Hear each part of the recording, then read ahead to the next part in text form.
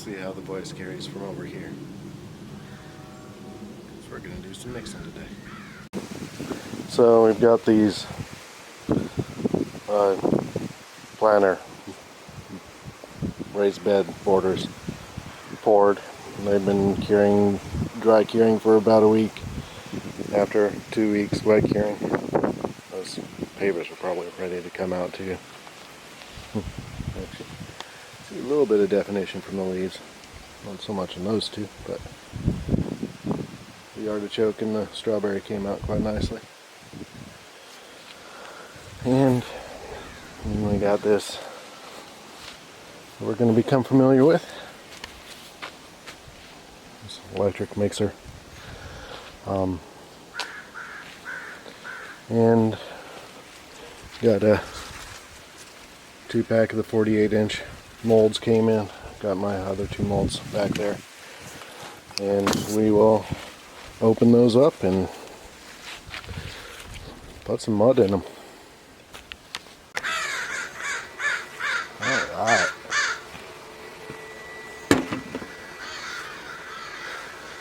So we're going to be doing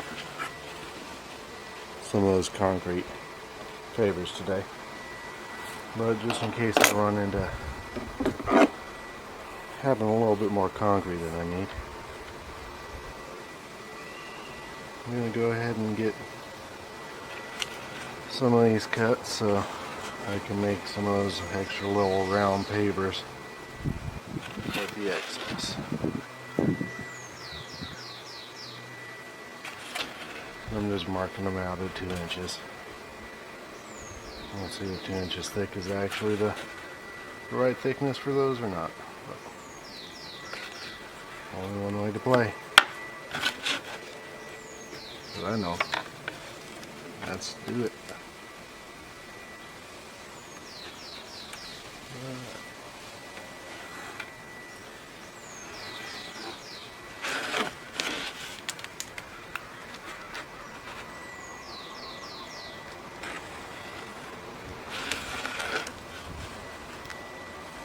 Now I could just find a piece of flexible sheet goods that wrapped a little bit better than this does. And I had done that. I think I did that with the first set of these I made. But I mean, this rule seems to do it good when you squish the form down a little bit. And then I'll be cutting those lines with the circ saw. So as always, when you're doing that, wear your safety glasses and your earplugs.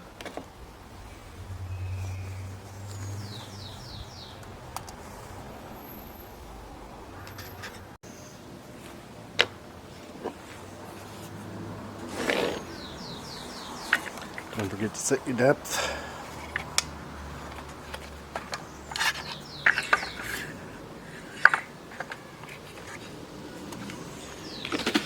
And as always, work your comfort zone. If you're not comfortable with this method, there's other ways to get it. Just unbox the 48-inch mold. Manabout tools. And we're gonna get it set up. Put one frame here. Alright, so one of the most important things is making sure it's level.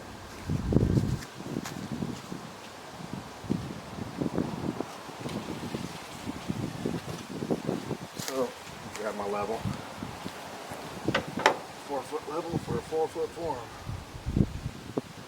Pretty good.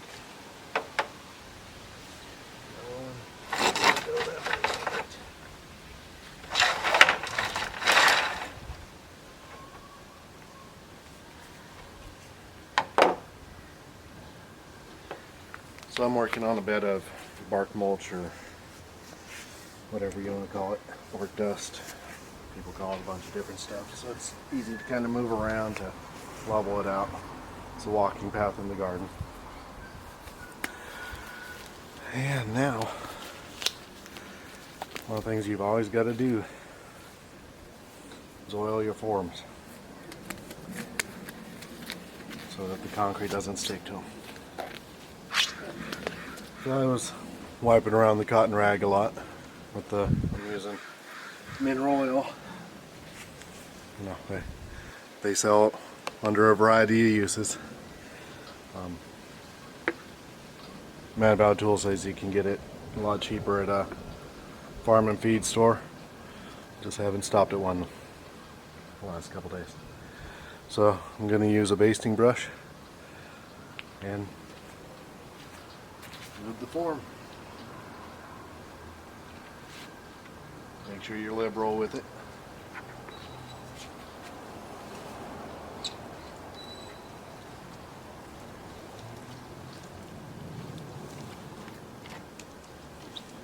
I'm using the basting brush because I got tired of the cotton rag soaking up a whole bunch of it and wasting a bunch.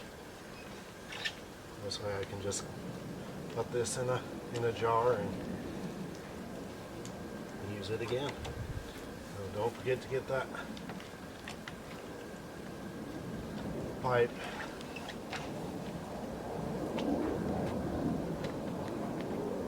When I was working concrete, when I was younger, with Tex Newton, it was a long time ago, we'd mix up some motor oil and kerosene. That was our form oil. So I was doing foundations, so spraying plywood forms. Very environmentally friendly. Got the job done.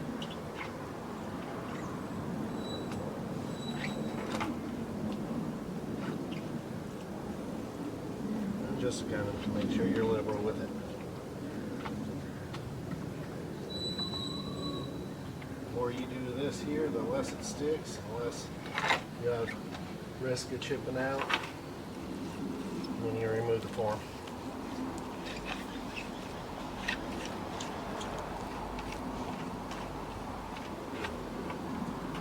And don't forget to get this upper lip as well, because it needs to, concrete will splash out, as I'm sure you've seen in my other videos. A little bit of grass. Don't want that in our concrete.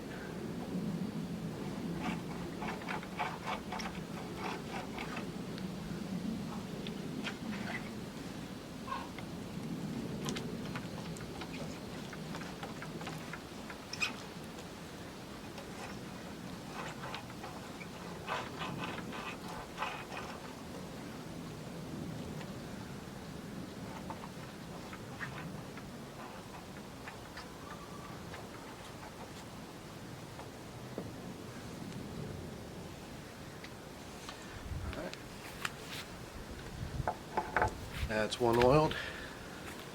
3 more to go. Here's a little trick I've learned over the years. You're doing some painting, doing something, you're not quite done with the project, or you got an oily brush. You want to keep it wet, but also protected.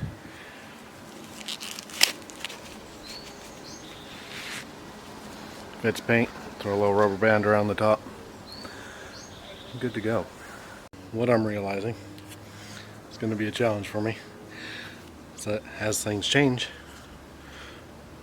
I've got to keep you up to date.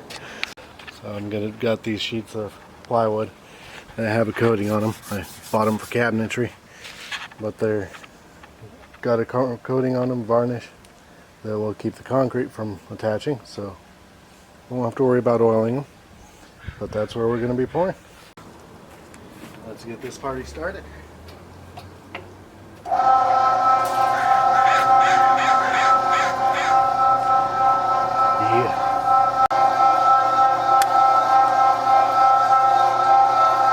All right.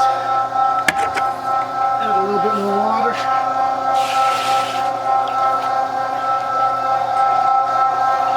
And the way I've always done it is I cut a line.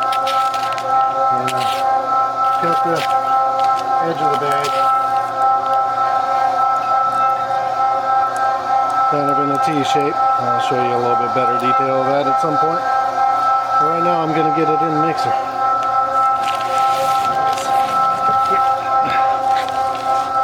This little cross section there.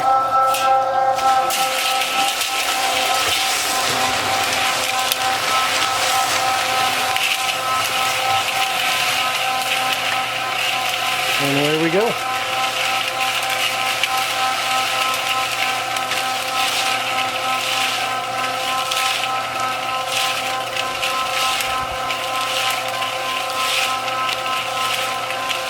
Maybe not a Birkenstock.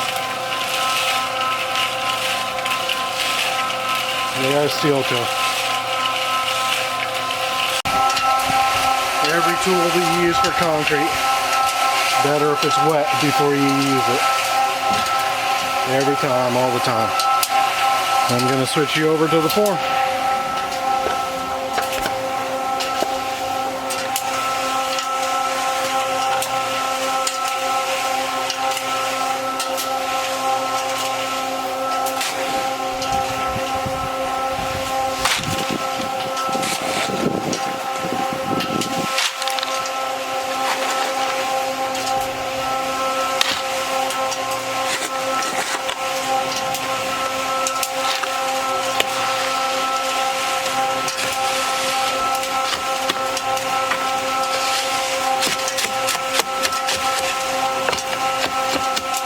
And of course, it's at this stage that I realize I forgot a step. I've got to cut some wire for some reinforcement.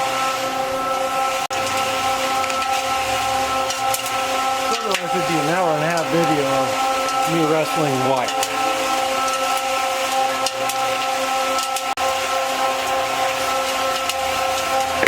Alright.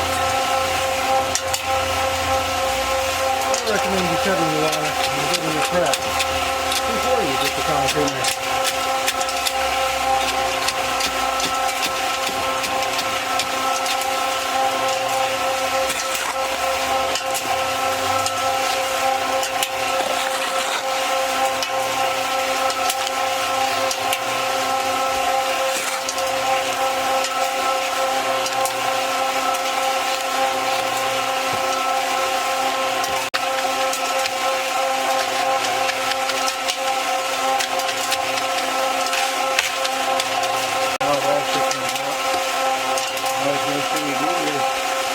Organic.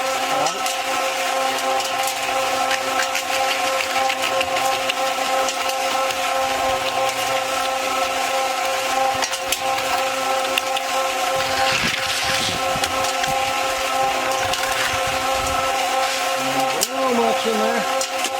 180 pound head. Pull it out. Pull it back in.